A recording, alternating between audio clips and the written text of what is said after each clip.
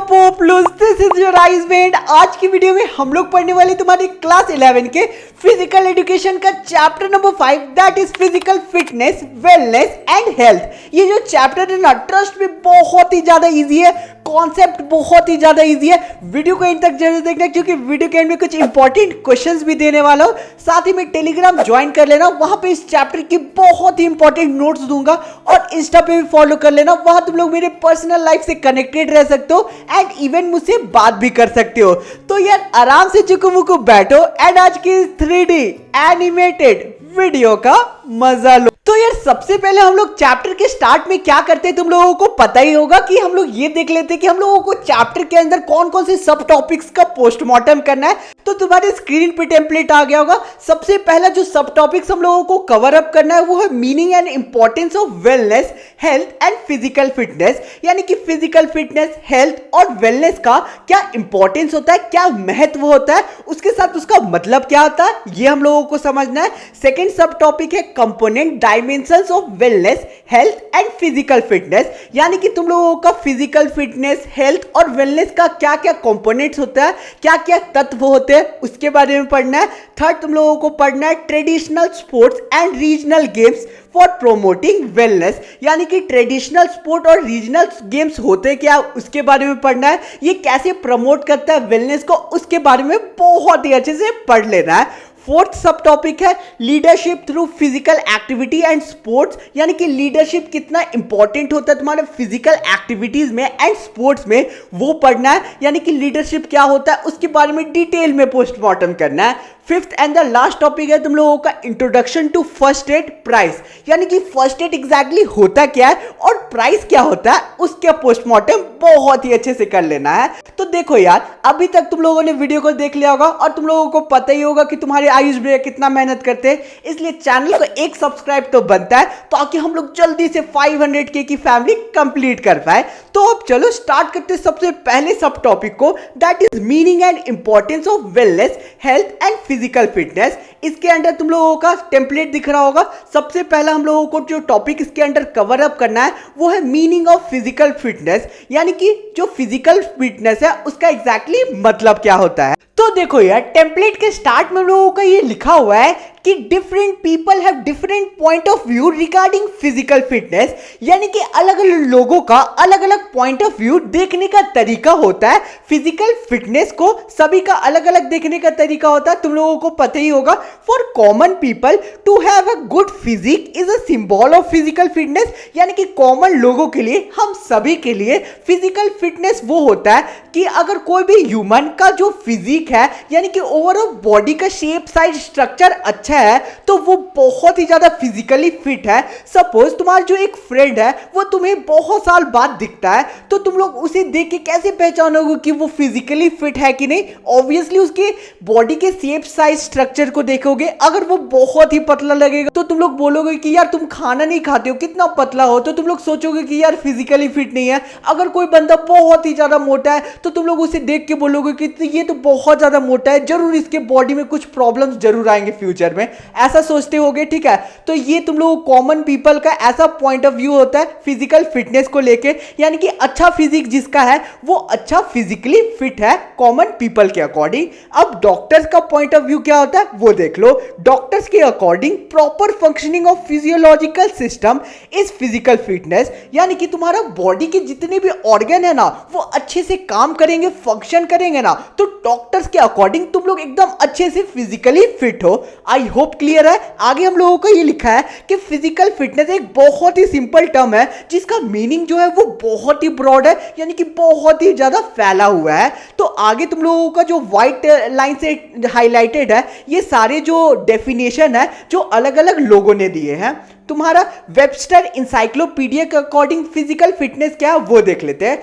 Physical fitness is the ability of an individual to do an daily activity without fatigue. यानी कि physical fitness एक ऐसा ability होता है कोई भी इंडिविजुअल का जिसे वो अपनी डेली रूटीन के जो फिजिकल एक्टिविटीज है उसे इजीली परफॉर्म कर सकते हैं बिना फैटिग के। फैटिग का मतलब होता है थके हुए, यानी कि बिना थके कोई भी इंडिविजुअल अपना फिजिकल एक्टिविटीज को कंप्लीट कर लेता है तो वो फिजिकल फिजिकल फिट है। आगे हम लोगों का ये लिखा है कि participate in playful activity and still reserve enough capacity to meet any emergency. यानी कि इतना ज़्यादा तुम लोग अगर कोई प्लेफुल एक्टिविटी में इन्वॉल्व होते हो एंड तुम लोगों के अंदर इतना कैपेसिटी होना चाहिए कि इमरजेंसी सिचुएशन को भी तुम लोग इजीली हैंडल कर पाओ एंड उसमें तुम लोग अपना पूरा फिजिकल फिटनेस दिखा पाओ। आई होप क्लियर होगा।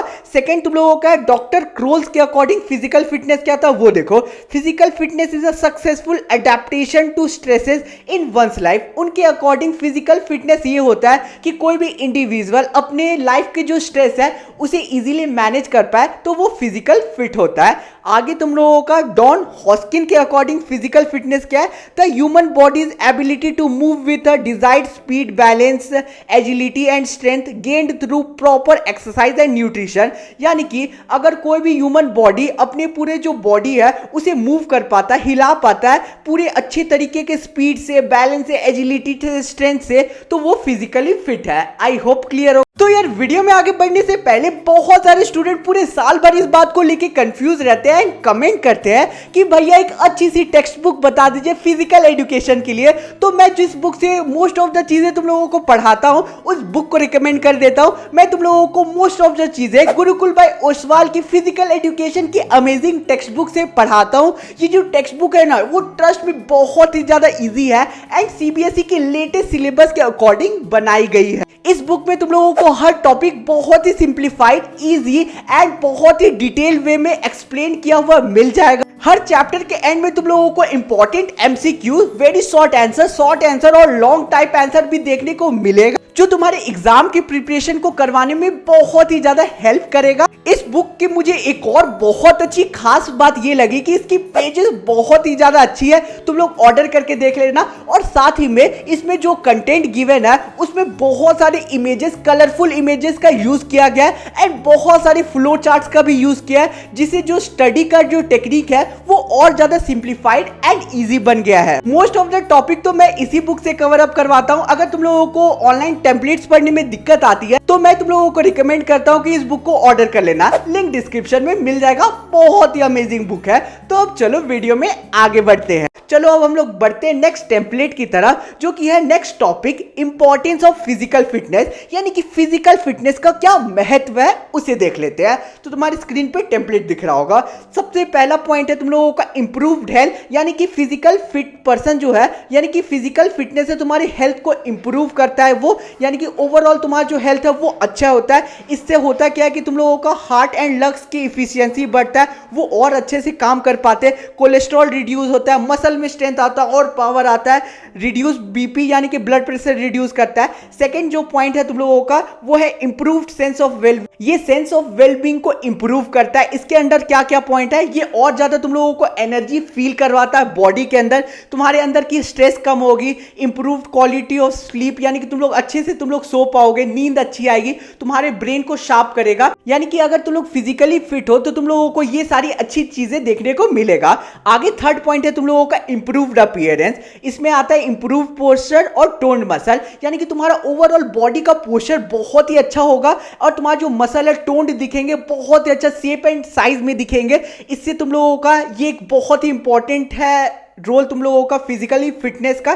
फोर्थ तुम लोगों का इनहैंस सोशल लाइफ, ये सोशल लाइफ को इनहैंस करता है। और फिफ्थ है तुम लोगों का इंक्रीज स्टैमिना, यानी कि ये ओवरऑल बॉडी के स्टैमिना को इंक्रीज करता है। इससे क्या है तुम लोग और ज्यादा प्रोडक्टिव हो सकते हो कोई भी काम को लेके। इंक्रीज फिजिकल कैपेबिलिटीज, अपनी कैपेबिलिटीज को इंक्रीज कर सकते हो फिजिकली। और लिखा हुआ है लेस फ्रीक्वेंट इंजरीज, तुम लोगों के लाइफ में इंजरीज कम आएगी, यानी कि तुम लोगों को बॉडी में जो प्रॉब्लम होती है वो थोड़ी कम आएगी। आई होप क्लियर होगा ये टेम्पलेट। बढ़ते हैं नेक्स्ट टॉपिक की तरफ जो कि है मीनिंग ऑफ वेलनेस। यानी कि वेलनेस का आखिर मतलब क्या होता है वो देख लेते हैं। तो देख लेते हैं वेलनेस क्या होता है। There is no universal accepted definition of wellness. यानी कि वेलनेस का कोई भी यूनिवर्सली एक्सेप्टेड डेफिनेशन नहीं है, कोई भी प्रॉपर डेफिनेशन नहीं है। लेकिन साइंटिफिक मीनिंग वेलनेस का क्या होता है वो देख लो। It is a state of being healthy and free of disease. यानी कि कोई भी पर्सन डिजीज से फ्री हो और उसके साथ साथ वो हेल्दी हो तो वो एकदम अच्छे से वेलनेस के कैटेगरी में आएगा। Following are the definition may be help to understand meaning of wellness. यानी कि आगे नीचे जो तुम लोगों का दिया गया वो है डेफिनेशन वेलनेस का देख लेते हैं। सबसे पहले वर्ल्ड हेल्थ ऑर्गेनाइजेशन ने वेलनेस को कैसे डिफाइन किया है वो देख लेते हैं। Wellness is a state of complete physical, mental and social wellbeing and not merely the absence of disease और इन्फिनिटी, जो मैंने अभी ऊपर एक्सप्लेन किया। यानी कि वर्ल्ड हेल्थ ऑर्गेनाइजेशन के अकॉर्डिंग वेलनेस एक ऐसा बॉडी का स्टेट होता है जिसमें तुम्हारा जो बॉडी है वो फिजिकली, मेंटल और सोशल वेलबींग होगी, फिजिकली फिट होगी, मेंटली फिट होगी, वेल बीइंग होगी। तो कोई भी पर्सन जो है वो वेलनेस के कैटेगरी में आ सकता है। आगे क्या है, नेशनल वेलनेस इंस्टीट्यूट के अकॉर्डिंग वेलनेस क्या वो देख लेते हैं। Wellness is a conscious, self directed and evolving process of achieving full potential. यानी कि वेलनेस ऐसा कॉन्शियस, सेल्फ डायरेक्टेड और इवॉल्विंग प्रोसेस होता है जिससे कोई भी जो ह्यूमन होता है वो अपनी बॉडी के फुल पोटेंशियल को यूज कर पाता है। आई होप क्लियर होगा। आगे दो और डेफिनेशन दिया हुआ है सिंपल सा, जो येलो लाइन से तुम लोगों का मार्क है, ठीक है, येलो बॉक्स से हाईलाइटेड है, उन्हें याद कर लेना। अब हम लोग बढ़ते हैं नेक्स्ट टॉपिक की तरफ और देख लेते हैं कि वेलनेस का इंपॉर्टेंस क्या होता है, महत्व क्या होता है। सबसे पहला तुम लोगों का इंप्रूव्ड मेंटल हेल्थ, यानी कि ये तुम लोगों के मेंटल हेल्थ को इंप्रूव करता है। सेकंड तुम लोगों का बूस्ट फिजिकल हेल्थ, यानी कि तुम्हारी ओवरऑल फिजिकल हेल्थ को बूस्ट करता है, तुम लोगों को फिजिकली फिट बनाता है, क्लियर होगा। थर्ड है इनहैंस प्रोडक्टिविटी, ये ओवरऑल बॉडी के प्रोडक्टिविटी को इनहैंस करता है। फोर्थ तुम लोगों का है सपोर्ट रेजिलेंस, यानी कि तुम लोगों के रेजिलेंस को सपोर्ट करता है, मतलब कि ये तुम्हारे सेल्फ केयर, ग्रैटिट्यूड और सोशल कनेक्शन को और ज्यादा डेवलप करता है और ज्यादा अच्छा बना देता है। फिफ्थ है तुम लोगों का इंक्रीज हैप्पीनेस, कोई भी जो बंदा है वो अच्छे से वेलनेस के कैटेगरी में आएगा तो वो जो ओवरऑल होगा उसका जो बॉडी होगा वो बहुत ही अच्छा होगा और वो अच्छे से अपने लाइफ को जी पाएगा खुशी खुशी। तो यार बढ़ते अब हम लोग नेक्स्ट टॉपिक की तरफ, जो कि है तुम लोगों का मीनिंग ऑफ हेल्थ, यानी कि हेल्थ का क्या मतलब होता है वो समझ ले। तुम्हारा जो हेल्थ वर्ड है वो डिराइव किया गया ओल्ड इंग्लिश वर्ड जो कि है हेल, जिसका मतलब होता है होलनेस, लिख देना एग्जाम में। आगे हम लोगों का लिखा गया है some people regard health as the mere absence of disease, यानी कि कोई कोई लोगों के लिए, किसी किसी लोग के लिए हेल्थ जो है वो एब्सेंस ऑफ डिजीज कहलाता है, कि कोई भी ह्यूमन जो है उसके अंदर कोई भी डिजीज नहीं है तो वो एकदम हेल्दी पर्सन कहलाएगा, उसका जो हेल्थ है वो अच्छा होगा। कुछ लोगों के लिए जो हेल्थ है वो है ब्यूटिफिकेशन ऑफ बॉडी, यानी कि अगर तुम्हारा बॉडी बहुत ही अच्छा दिख रहा है तो हेल्थ वो होता है। आगे हम लोगों का है some treat health as the physical capability to do work, यानी कि कुछ लोगों के लिए जो हेल्थ है वो ऐसा कंडीशन होता है जिसमें तुम्हारा जो बॉडी है कोई भी काम को इजीली कर पाए, वो एकदम परफेक्ट हेल्दी ह्यूमन कहलाता है। आगे हम लोगों का है but if we look at health in broad spectrum, अगर हम लोग हेल्थ को वाइड प्रोस्पेक्टिव से देखें तो हेल्थ क्या है वो देख लेते हैं। जे.एफ. विलियम के अकॉर्डिंग हेल्थ क्या है वो देख लेते हैं। Health is the quality of life that enable the individual to live most and serve best, यानी कि हेल्थ एक ऐसा क्वालिटी होता है तुम्हारे लाइफ का जो कि इनेबल करता है कोई भी इंडिविजुअल का कि वो लंबा जिंदगी जी पाए और अपना वो बेस्ट दे पाए जिंदगी में। सेकेंड तुम लोगों का सिद्धालिंगाया के अकॉर्डिंग हेल्थ जो है उसका एम ये रहता है कि मेकिंग ग्रोथ मोर परफेक्ट, तुम्हारा जो ग्रोथ है वो और अच्छे से हो पाए बॉडी का, life more vigorous, decay less rapid and death more report. तो ये जो डेफिनेशन है वो बहुत घुमावदार है, तुम लोगों को पढ़ने की जरूरत नहीं आएगा। आगे तुम लोगों का है वर्ल्ड हेल्थ ऑर्गेनाइजेशन के अकॉर्डिंग हेल्थ क्या वो देख लेते हैं। Health is a state of complete physical and social wellbeing, यानी कि तुम्हारा जो हेल्थ है वो कंप्लीट फिजिकल, मेंटल और सोशल वेलबींग का एक ऐसा कंडीशन है जिससे तुम लोगों का जो बॉडी है वो बहुत ही अच्छे से वर्क कर पाए और तुम लोगों का जो बॉडी है वो कोई भी डिजीज से दूर रह पाए। आई होप तुम लोगों को मीनिंग ऑफ हेल्थ समझ आ गया होगा। अब बढ़ते हैं नेक्स्ट टॉपिक की तरफ जो कि है इंपॉर्टेंस ऑफ हेल्थ, यानी कि हेल्थ का क्या इंपॉर्टेंस होता है। सबसे पहला है help in improving mental health, ठीक है, मेंटल हेल्थ को इंप्रूव करता है। सेकेंड है प्रिवेंटिंग डिजीज, ये तुम लोगों को डिजीज से बचाता है। थर्ड तुम लोगों का help in leading a productive life, तुम्हारे लाइफ को और ज्यादा प्रोडक्टिव बना देता है और ज्यादा तुम लोग कैपेबल बन पाते हो कोई भी गोल को अचीव करने के लिए। फोर्थ है तुम लोगों का हेल्प इन स्ट्रेस रिलीफ, ये तुम्हें स्ट्रेस से बहुत ही ज्यादा रिलीफ करता है, तुम लोगों को टेंशन फ्री कर देता है। फिफ्थ है तुम लोगों का हेल्प इन इनहैंसिंग ब्यूटी, यानी कि तुम लोगों की ओवरऑल ब्यूटी को और ज्यादा इनहैंस करता है, तुम्हारे चेहरे में ग्लो बढ़ाता है और बॉडी के पोस्चर को और अच्छा बना देता है। तो यार तुम लोगों का हेल्थ का, वेलनेस का और फिजिकल फिटनेस का जो इंपॉर्टेंस है वो लगभग में सेम है। तीनों को मतलब एक ही जैसा होता है, इसलिए तुम लोगों का इंपॉर्टेंस भी लगभग में सेम है। तो तुम लोग उसी अकॉर्डिंग से याद कर लेना। बढ़ते हैं नेक्स्ट टॉपिक की तरफ, जो कि तुम लोगों का सेकंड टॉपिक, जो कि है component dimension of wellness, health and physical fitness. तो इसके अंदर हम लोगों का सबसे पहला टॉपिक है कंपोनेंट डायमेंशन ऑफ वेलनेस, यानी कि तुम लोगों का वेलनेस का क्या क्या कंपोनेंट होता है, डायमेंशन होता है, वो देख लेते हैं। इसके अंदर 8 कंपोनेंट आते हैं। पहला तुम लोगों का फिजिकल वेलनेस, ये तुम लोगों को बहुत ही इंपॉर्टेंट है। ये तुम लोगों को बहुत ही इंपॉर्टेंट कंपोनेंट होता है वेलनेस का। ये स्ट्रेस देता है तुम लोगों का अच्छे बॉडी के शेप को मेंटेन करने के लिए, अपना जो एक्स्ट्रा वेट है उसे सेट करने के लिए, यानी कि कम करने के लिए, restoring youthful appearance with the help of eating healthy diet, यानी कि तुम लोग अपने अपीयरेंस को इंप्रूव कर सकते हो हेल्दी डाइट खा के, अच्छे से स्लीप ले सकते हो, साथ ही में अच्छी अच्छी एक्सरसाइज कर सकते हो। इस पे ये स्ट्रेस डालता है। ये तुम लोग फिजिकल वेलनेस तभी अटेन कर सकते हो जब तुम लोग अलग अलग फिजिकल एक्टिविटी में इन्वॉल्व रह सकते हो, जैसे कि जॉगिंग, स्विमिंग एंड कोई भी स्पोर्ट्स खेल सकते हो। आई होप क्लियर होगा। सेकेंड है तुम लोगों का सोशल वेलनेस। सोशल वेलनेस तुम्हारा स्ट्रेस क्लियर करता है improving social and communication skill पे, यानी कि तुम्हारा जो सोशल वेलनेस है वो स्ट्रेस देता है कि तुम लोग बाहर की दुनिया से अच्छे से घुल मिल पाओ एंड तुम लोग उनसे अच्छे से कम्युनिकेट कर पाओ। और इसके साथ साथ है कि कोई भी जो इंडिविजुअल है वो अच्छे से डेवलपिंग और इंप्रूविंग सोशल वेलनेस तभी अटेन कर सकता है जब उसका जो रिलेशन हो बाहर की वर्ल्ड के साथ वो अच्छा हो। उसके साथ साथ ये जो है स्ट्रेस देता है कि तुम लोग और ज्यादा पब्लिक में स्पीक कर पाओ, अपने व्यूज को पब्लिक के सामने एक्सप्रेस कर पाओ। आई होप क्लियर होगा।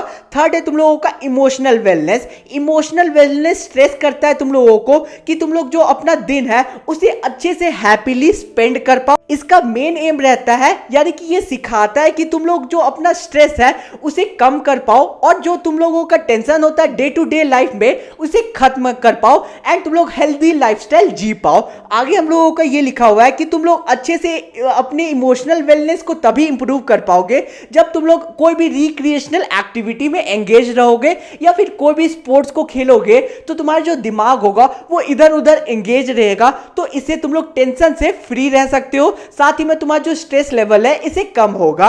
आगे हम लोगों का नेक्स्ट फोर्थ कंपोनेंट है स्पिरिचुअल वेलनेस। ये जो है वो स्ट्रेस करता है तुम लोगों का स्पिरिचुअल रिन्यूएबल पर और इनर पीस पे, यानी कि अंदर से तुम लोगों को शांति मिल पाए, अंदर से पीस मिल पाओ, इस पे ये स्ट्रेस करता है। आगे हम लोगों का ये लिखा हुआ है कि तुम लोग स्पिरिचुअल वेलनेस को कैसे इंक्रीज कर सकते हो। स्पिरिचुअल वेलनेस को तुम लोग इंक्रीज कर सकते हो खुद के साथ सच्चे रह के, खुद के साथ ट्रू रहकर, यानी कि अपने अंदर तुम लोगों को पता ही है कि क्या तुम लोग गलत करते हो क्या सही करते हो।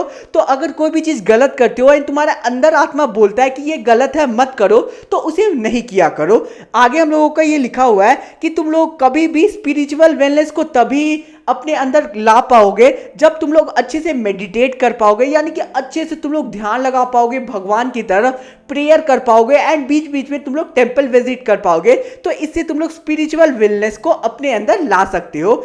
फिफ्थ कंपोनेंट है nutritional wellness. Nutritional wellness emphasize करता है achieving of maximum energy level by taking balanced diet, यानी कि तुम लोग बैलेंस डाइट लेके अपने बॉडी को हेल्दी रख सकते हो। इसका ये कहना ठीक है, अपने अंदर जो भी फैट्स है, यानी कि तुम्हारी बॉडी में जो भी एक्स्ट्रा फैट है उसे तुम लोगों को बर्न करना चाहिए अपने डाइट को कंट्रोल करके। उसके साथ साथ तुम लोगों को फ्रूट्स खाना चाहिए, तेल मसाले वाली चीज़ों को कम खाना चाहिए, फ्राइड चीज़ों को कम खाना चाहिए एंड तुम लोग जो जंक फूड खाते हो उसे बंद कर देना चाहिए। ये तुम लोगों का न्यूट्रिशनल वेलनेस के अंदर आता है। सिक्स्थ कंपोनेंट है फाइनेंशियल वेलनेस। फाइनेंशियल वेलनेस का मतलब ये है कि तुम लोग अपनी डे टू डे लाइफ के जो सेविंग है उसे अच्छे से कर पाओ, यानी कि अगर तुम ही लोग सोचो कि तुम्हारा जो इनकम है वो स्टेबल है लेकिन तुम बहुत सारे पैसे को खर्च कर देते हो, तो तुम लोगों को फाइनेंशियल स्टेबिलिटी नहीं मिल पाती है एंड तुम लोगों को टेंशन स्ट्रेस होता है। तो इससे तुम लोगों को डील करने के लिए तुम लोगों को एक मनी मैनेजमेंट मैनेजमेंट गोल को सेट करना चाहिए। उसके साथ साथ तुम लोगों को मनी को कम स्पेंड करना चाहिए, जहां पे जरूरत है वहीं पे तुम लोगों को खर्च करनी चाहिए, ब्रांडेड चीजों के पीछे नहीं भागनी चाहिए। उसके साथ साथ तुम लोगों को अगर डेब्ट है यानी कि कोई भी कर्ज है तो उससे तुम लोगों को सबसे पहले बाहर आना चाहिए। आगे लिखा हुआ है कि तुम लोगों को सेविंग प्लान्स रखना चाहिए एंड कुछ अमाउंट ऑफ मनी डोनेट भी करने चाहिए चैरिटी में या फिर गरीबों को, जो तुम लोगों को अंदर से और ज्यादा शांति और संतुष्टि देगी कि तुम लोग इस सोसाइटी के लिए कुछ कर रहे हो। आगे हम लोगों का 7th कंपोनेंट है इंटेलेक्चुअल वेलनेस। इंटेलेक्चुअल वेलनेस एक ऐसी एबिलिटी होती है कोई भी इंडिविजुअल का जिससे वो कोई भी जो डिसीजन है वो अच्छे से ले पाता है, अच्छे से सोच पाता है, क्रिटिकली सोच पाता है एंड कोई भी जो सिचुएशन है उसे अच्छे से हैंडल कर पाता है। कोई भी जो बंदा है या फिर बंदी है उसे इंटेलेक्चुअल वेलनेस तभी अच्छे से अटेन कर पाएगा जब उसका जो नॉलेज है वो बहुत ज्यादा होगा, उसका करंट अफेयर अच्छा होना चाहिए और उसका जो स्किल्स है वो अच्छा होना चाहिए। 8 और लास्ट कंपोनेंट है तुम लोगों का environmental wellness. Environmental wellness emphasize करता है कि तुम लोग नेचर की तरफ भी ध्यान दो, इधर उधर कचरा कूड़ा मत फैलाओ और रिसाइकल रीयूज वाला पॉलिसी को अपनाओ कि कोई भी जो तुम लोग थिंग्स को यूज करते हो, मटेरियल को यूज करते हो तो उसे रिसाइकल करके दोबारा यूज करने की कोशिश करो। प्लास्टिक्स को कम से कम यूज करो। उसके साथ साथ लाइट, फैंस, बल्ब्स को स्विच ऑफ कर दिया करो जब तुम लोग यूज नहीं कर सकते हो। तो ये सारी चीजें तुम लोगों का आता है इन्वायरमेंटल वेलनेस के अंदर। आई होप टॉपिक क्लियर होगा। बढ़ते नेक्स्ट टॉपिक की तरफ जो कि है dimension and components of health, यानी कि हेल्थ के क्या क्या अलग अलग कंपोनेंट्स होते हैं वो देख लेते हैं। तो इसके अंदर हम लोगों का सबसे पहला डायमेंशन है physical health. Physical health related होता है तुम्हारे फिजियोलॉजिकल ऑर्गन से रिलेटेड होता है, यानी कि बॉडी के अलग अलग ऑर्गन से रिलेटेड होता है। इसका मतलब ये होता है कि तुम्हारा जो बॉडी है वो अच्छे से इफिशिएंटली काम कर पाए। इसमें अलग अलग फैक्टर्स इन्वॉल्व होते हैं जैसे कि biological, environmental, social, culture factors included रहते हैं इस टॉपिक के अंदर, याद कर लेना। सेकेंड है तुम लोगों का mental health. Mental health related होता है तुम्हारे माइंड हैप्पीनेस से, यानी कि तुम्हारे जो दिमाग है वो अच्छी तरीके से खुश रहे, सेटिस्फैक्शन रहे और पीस रहे, यानी कि खुद में तुम लोग सेटिस्फाई रहो, दूसरों को देख के जलो नहीं और अंदर से शांति रहना चाहिए। इस टॉपिक में यही बताया गया है। थर्ड है तुम लोगों का सोशल हेल्थ। सोशल हेल्थ तुम लोगों का डिपेंड करता है सोशल सिक्योरिटी के ऊपर। अगर तुम लोग सोशली सिक्योर नहीं हो तो तुम लोग कभी भी खुश नहीं रह पाओगे और इसमें अलग अलग फैक्टर्स पे ये डिपेंड होता है जैसे कि health service, pension, gratitude, life insurance and provident fund. तो आई होप क्लियर होगा ये टॉपिक भी। फोर्थ है तुम लोगों का इमोशनल हेल्थ। इमोशनल हेल्थ मतलब ऐसा ह्यूमन बीइंग जो अपने इमोशंस पे कंट्रोल कर पाए, मतलब कि वो अपने एंगर पे, फियर पे, अपने हैप्पीनेस पे, अपने सॉरो पे कंट्रोल कर पाए, अपने जेलेसी, अपने डिफीट पे कंट्रोल कर पाए, उसे हम लोग इमोशनल हेल्थ बोलते हैं। तो हर इंडिविजुअल को इमोशनली हेल्दी रहना बहुत ज्यादा जरूरी है, अपने इमोशंस पे कंट्रोल रहना बहुत ज्यादा जरूरी है, ठीक है। एक इमोशनली हेल्दी पर्सन कोई भी सिचुएशन को आराम से कंट्रोल कर सकता है, अपना टेम्पर नहीं खो सकता है। फिफ्थ है तुम लोगों का स्पिरिचुअल हेल्थ। स्पिरिचुअल हेल्थ का मतलब होता है लाइफ के मीनिंग और पर्पस को ढूंढना, कि तुम्हारा लाइफ का क्या गोल है, क्या मतलब है, क्या पर्पस है, उसे ढूंढना।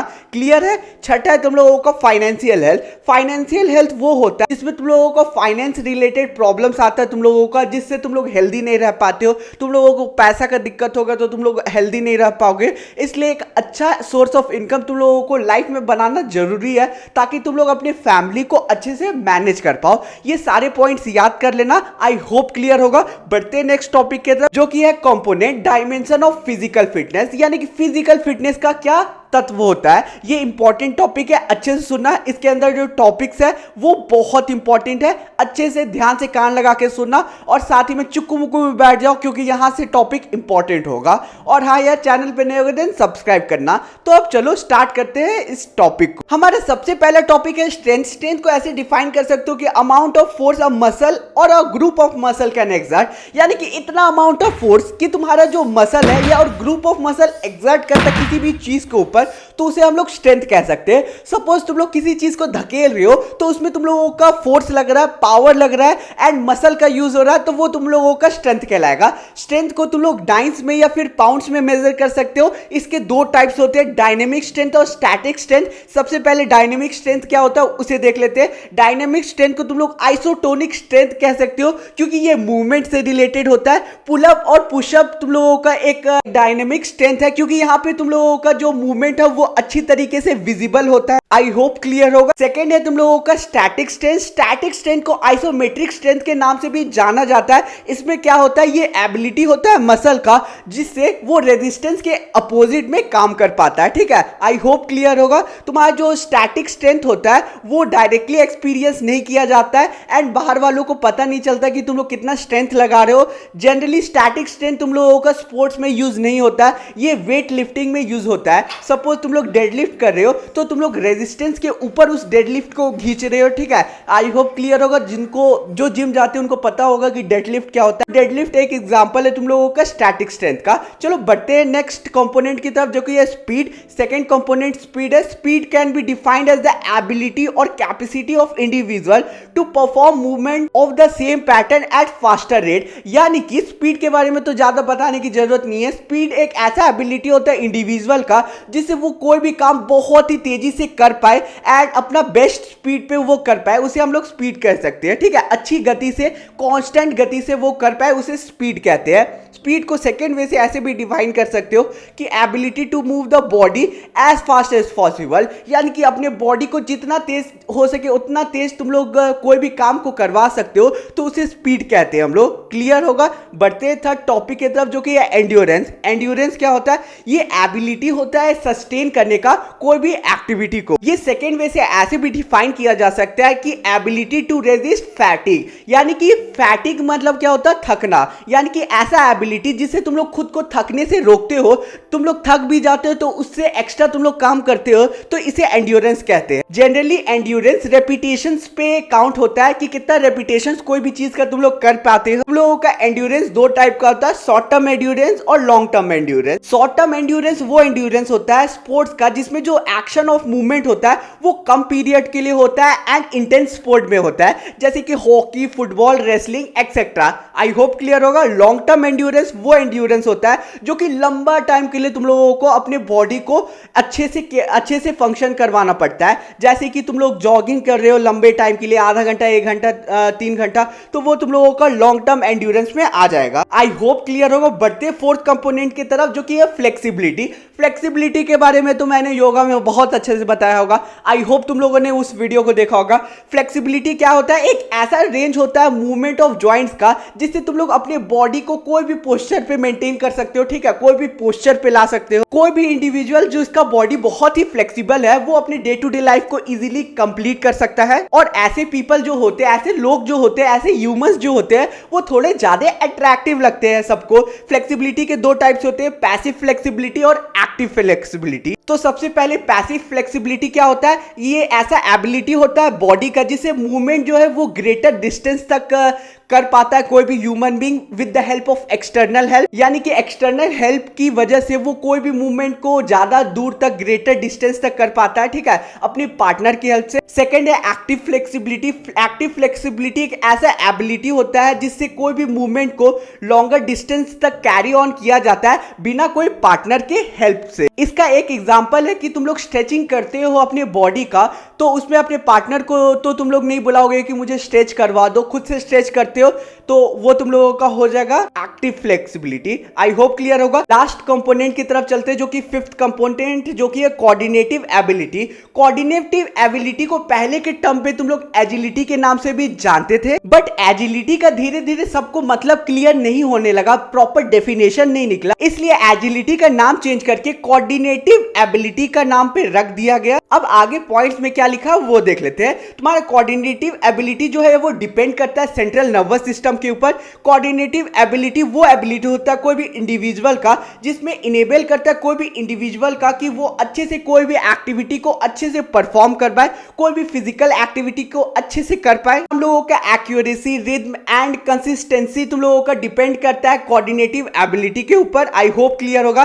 Balance ability, rhythm ability, adaptation ability और रिएक्शन एबिलिटी, कुछ टाइप्स होते हैं, अलग अलग टाइप्स होते हैं कोऑर्डिनेटिव एबिलिटी का। आई होप क्लियर होगा। ये जो अलग अलग टाइप ऑफ एबिलिटीज होते हैं, अलग अलग पर्टिकुलर एक्सरसाइज की हेल्प से और ज्यादा अच्छे तरीके से तुम लोग परफॉर्म कर सकते हो, इंप्रूव कर सकते हो। आई होप क्लियर होगा। ये पांचों कंपोनेंट बहुत इंपॉर्टेंट था, अच्छे से टेम्पलेट्स को याद कर लेना, इससे बाहर एग्जाम में कुछ नहीं आएगा। बढ़ते हैं हम लोगों के थर्ड टॉपिक की तरफ जो कि है तुम लोगों का traditional sports and regional games for promoting wellness. चलो स्टार्ट करते हैं बहुत ही अच्छे से इस टॉपिक को। तो इस टॉपिक को जल्दी जल्दी अच्छे से कंप्लीट कर लेते हैं। ट्रेडिशनल स्पोर्ट्स और रीजनल गेम्स जो है वो बहुत ही सिग्निफिकेंट पार्ट है हमारे हिस्ट्री के।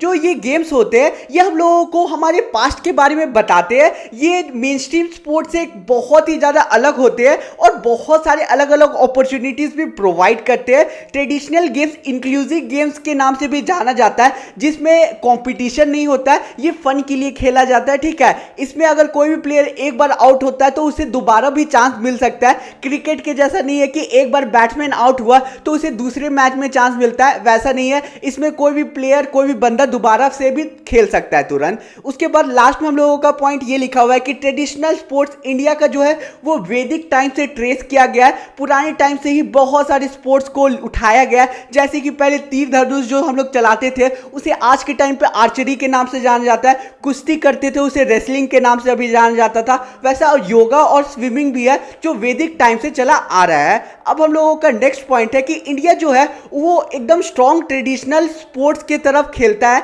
यानी कि उसका जो गेम्स खेला जाता है इंडिया में हमारे कंट्री में वो उनके लोगों के लिए बहुत ही ज़्यादा इंपॉर्टेंट होता है। कुछ गेम्स जैसे कि कबड्डी, खो खो बहुत ही ज़्यादा पॉपुलर है पूरे कंट्री में। आगे हम लोगों का ये लिखा हुआ है नेशनल स्पोर्ट्स पॉलिसी 2001 का जो एम है कि ये तुम्हारे जो ट्रेडिशनल स्पोर्ट्स होता है उसे प्रमोट करता है। उसके बाद हम लोगों का ये लिखा हुआ है कि ट्रेडिशनल इंडियन स्पोर्ट जो है वो बहुत सारे इंडिया में ओरिजिनेट किए गए, जैसे कि कुश्ती, मल्ला युद्ध, वज्र मुष्टि, मल्लखंब एंड कबड्डी। ये तुम लोगों का है ऐसा स्पोर्ट्स जो इंडिया में एंशिएंट इंडिया में इंट्रोड्यूस किया गया, जो अभी खेला जाता है। अब लास्ट है हम लोगों का कुछ main traditional games last point में, उसे याद कर लेना। अब बढ़ते हैं हम लोग एक इंपॉर्टेंट चीज की तरफ, क्या क्या बेनिफिट होता है तुम्हारे ट्रेडिशनल और रीजनल गेम्स को खेलने का। सबसे पहले ये हम लोग सबको एकजुट करता है, सारे अलग अलग लोगों को एक साथ लाता है और उन्हें एक साथ कनेक्ट करके रखता है। सेकेंड, तुम लोगों का अर्बन इंडिजीनियस यूथ को हमारे कल्चर के बारे में बताता है, यानी कि जो अर्बन के यूथ होते हैं उसे हम लोगों के कल्चर के बारे में बताता है। थर्ड है तुम लोगों का प्रमोट करता है रीयूनियन, सबको एकजुट होकर एक स्पोर्ट्स को खेलते हैं। फोर्थ है तुम लोगों का ये एसेंशियल ट्रेनिंग प्रोवाइड करता है सोशल इंटरेक्शन के लिए। फिफ्थ है तुम लोगों का फिजिकल हेल्थ को बहुत ही ज्यादा इंप्रूव करता है। तो अब हम लोगों का फोर्थ टॉपिक है leadership through physical activity and sports. तो इसमें सबसे पहला पॉइंट जो लिखा हुआ है कि जो लीडरशिप है वो शुरू से एग्जिस्ट किया है, जब से हम लोगों का इवोल्यूशन हुआ है, यानी कि ह्यूमंस का जब से इवोल्यूशन हुआ है तब से लीडरशिप का जो तौर तरीका है वो ट्रेंड है वो स्टार्ट हुआ है। ठीक है, जो अपलिफ्टमेंट होती है सोसाइटी की वो क्वालिटी ऑफ लीडरशिप पे डिपेंड करता है। फॉर एग्जांपल हमारी जो कंट्री है उसे जो रिप्रेजेंटेटिव करते हैं, जो रिप्रेजेंट करते हैं बड़े बड़े पॉलिटिशियन, वो अच्छा डिसीजन लेंगे तभी हम लोगों का सोसाइटी है वो और ज्यादा अपलिफ्ट होगी, उसमें और ज्यादा डेवलपमेंट होगी। खराब डिसीजन लेंगे तो सोसाइटी में भी गलत इंपैक्ट पड़ेगा। क्लियर है। थर्ड पॉइंट जो लिखा हुआ है कि जो भी लीडरशिप का एबिलिटी होता है वो पॉजिटिव इन्फ्लुएंस देता है अपने फॉलोअर्स के ऊपर, या फिर कह सकते हो अलग दूसरों के ऊपर। ठीक है, जैसा लीडर करते हैं उसी को फॉलो करते हैं उसके जो रिप्रेजेंटेटिव होते हैं। ठीक है, लीडर्स को फॉलो करते हैं उसके जो फॉलोअर्स होते हैं। ठीक है, एंड उसी के पाथ पे चलते हैं। लास्ट पॉइंट हम लोगों का ये लिखा हुआ है कि लीडर के पास वो क्वालिटी होना चाहिए जिससे उसके जो फॉलोअर हो उसे साउट करे, उसके साथ खड़े रहे और उसे एडमायर करे। क्लियर है। नेक्स्ट टेम्पलेट स्क्रीन पे दिख रहा होगा, इसमें तुम लोगों का अलग अलग डेफिनेशन दिया हुआ है जो अलग अलग लोगों ने बोला है। किसी एक डेफिनेशन को इजी सा याद कर लेना जिसे तुम लोगों को लगता है। बाकी एक चीज और कर लेना इस टेम्पलेट में कि तुम लोगों को बस समझ लेना है कि कौन सा डेफिनेशन किस पर्टिकुलर पर्सन ने दिया है। एमसीक्यू पे पूछा जा सकता है। एक डेफिनेशन मैं समझा दे रहा हूं, सेकेंड डेफिनेशन समझा दे रहा हूं। ठीक है, सी मैक्सवेल ने कहा है a leader is one who knows the way. एक लीडर वो होता है जो सही रास्ता जाने, गोज द वे यानी कि उस रास्ता पे चले, और सोज द वे यानी कि दूसरों को भी वो अच्छा रास्ता दिखाए। क्लियर है। नेक्स्ट टेम्पलेट पे चलते हैं जो स्क्रीन पे दिख रहा है कि क्वालिटी ऑफ लीडर क्या होता है, लीडर के अंदर क्या क्या खासियत होनी चाहिए, क्योंकि लीडर तो बहुत इंपॉर्टेंट कंपोनेंट होता है सोसाइटी का। उसमें क्या क्या खासियत होना चाहिए। सबसे पहले एनर्जेटिक होना चाहिए, उसमें जोश मीटर पूरा हाई होगा, मोटिवेशन पूरा भरा रहेगा, तभी ना वो दूसरे को रास्ता दिखा पाएगा। फॉर एग्जाम्पल एक ऐसा लीडर जो सुस्त है तो उसके फॉलोअर्स भी कुछ काम पे ध्यान ही नहीं देंगे, बोलेंगे अरे मेरा लीडर ही सुस्त है तो मैं क्या करूं। और वही दूसरे के लीडर लीडर अगर तेज होंगे तो वो तुमसे आगे निकल जाएंगे, एनर्जेटिक होंगे तो वो आगे निकल जाएंगे। तो एनर्जेटिक होना बहुत इंपॉर्टेंट है। सेकेंड है फ्रेंडलीनेस एंड अफेक्शन, दूसरों के साथ फ्रेंडलीनेस रहे, यानी कि जो लीडर होंगे वो उनका काम ये होगा एंड उनका ये मोटो होगा कि वो दूसरे से भी दोस्ती से कर पाए, यानी कि उनके ऊपर चढ़ के ना रहे, उनसे दोस्ती का हाथ बढ़ा के उनके साथ काम करे। तो ये एक परफेक्ट लीडर होता है। थर्ड है तुम लोगों का डिसीजन मेकिंग। डिसीजन मेकिंग क्या होता है? एकदम करेक्ट टाइम पे जो लीडर होते हैं उन्हें करेक्ट डिसीजन बनाना बहुत ही ज्यादा जरूरी है। गलत डिसीजन लेंगे तो उनका पूरा जो फॉलोअर्स होगा उन सब पे बहुत ही बुरा इफेक्ट पड़ सकता है, इसलिए डिसीजन मेकिंग बहुत इंपॉर्टेंट है। फोर्थ है इंटेलिजेंट। कोई भी लीडर को इंटेलिजेंट होना जरूरी है। इंटेलिजेंट नहीं होंगे तो उनके जो फॉलोअर्स होंगे उनका भी कटेगा, ठीक है, यानी कि उनके जो फॉलोअर्स होंगे वो सही रास्ता पे नहीं चल पाएंगे, अपना मन का करने लगेंगे, सोचेंगे मेरे लीडर तो बुद्धू है, उनके जो फॉलोअर्स है वो लीडर को ही बुद्धू बनाने लगेंगे। इसलिए जो लीडर होता है उन्हें बहुत ही ज्यादा इंटेलिजेंट होना चाहिए ताकि वो अलग अलग प्रॉब्लम्स को टैकल कर पाए एंड अलग अलग प्रॉब्लम से डील कर पाए और सही रास्ता दिखाए अपने फॉलोअर्स को। फिफ्थ है गुड हेल्थ। गुड हेल्थ रहेगा तुम्हारे लीडर का तभी ना वो अच्छे से काम कर पाएंगे। फॉर एग्जांपल कोई लीडर है जिसका तबीयत खराब रहता है तो वो कैसे कोई भी अच्छा काम कर पाएगा, क्योंकि वो तो खुद के हेल्थ से ही परेशान रहेगा। तो मैंने बेसिकली 8 तुम लोगों को पॉइंट दिया हुआ है, 5 याद कर लेना, 5 एक्सप्लेन कर दिया, ठीक है। रिस्पेक्ट फॉर अदर होना चाहिए, दूसरों को रिस्पेक्ट जब तक वो नहीं करेंगे तब तक उन्हें रिस्पेक्ट खुद में नहीं मिलेगा। तो रिस्पेक्ट करना बहुत जरूरी है। किसी से वो रूडली बात करेंगे तो दूसरा बोलेगा मैं क्यों सुनूं, मैं जा रहा हूं दूसरे की टीम पे। तो लीडर का ये क्वालिटी होना चाहिए। 7th है क्रिएटिव होना चाहिए। 8 है लॉयलिटी होना चाहिए, यानी कि उन्हें खुद में लॉयल रहना चाहिए, अपने फॉलोअर्स के लिए लॉयल रहना चाहिए, ठीक है। क्लियर है। 5th अब हम लोगों का लास्ट टॉपिक है जो कि है introduction to first aid price, यानी कि फर्स्ट एड क्या होता है, प्राइस क्या होता है वो देख लेते हैं। फर्स्ट एड को ऐसे तुम लोग देख सकते हो कि फर्स्ट एड एक इमीडिएट और टेम्परेरी रिलीफ होता है जो कोई भी विक्टिम को दिया जाता है, कोई भी पर्सन को दिया जाता है जिसका सडन एक्सीडेंट होता है या फिर जिसे सडन इलनेस हो जाता है, कोई भी बीमारी हो जाता है, ठीक है, तो उसे हम लोग फर्स्ट एड देते हैं, ठीक है। क्लियर है। तुम लोगों का अदर वर्ड्स में कैसे डिफाइन कर सकते हो फर्स्ट एड का वो मार्क हो रहा होगा। It is an immediate temporary care given to a victim of an accident or sudden illness before service of a physician is obtained। Clear है, मैंने यही समझाया तुम लोगों का। एम और ऑब्जेक्टिव क्या होता है वो देख लो। टू प्रिजर्व लाइफ, किसी की जिंदगी को बचाना इसका एम होता है। सेकंड है तुम लोगों का एलिविएट पेन एंड सफरिंग, उसके पेन और सफरिंग को कम करना जो विक्टिम होता है। थर्ड है तुम लोगों का कोई भी कंडीशन को वर्स होने से बचाता है। फोर्थ है तुम लोगों का रिकवरी में हेल्प करता है। फिफ्थ है तुम लोगों का इसका जो प्रोसेस होता है वो बहुत ही ज्यादा इजी होता है एंड अर्ली मेडिकल एड जो होता है उसका प्रोसेस इजी होता है जिससे किसी की भी लाइफ बच सकती है। तो अब बढ़ते हैं नेक्स्ट टेम्पलेट की तरफ जो कि है प्राइस। प्राइस एक ऐसा प्रोसीजर होता है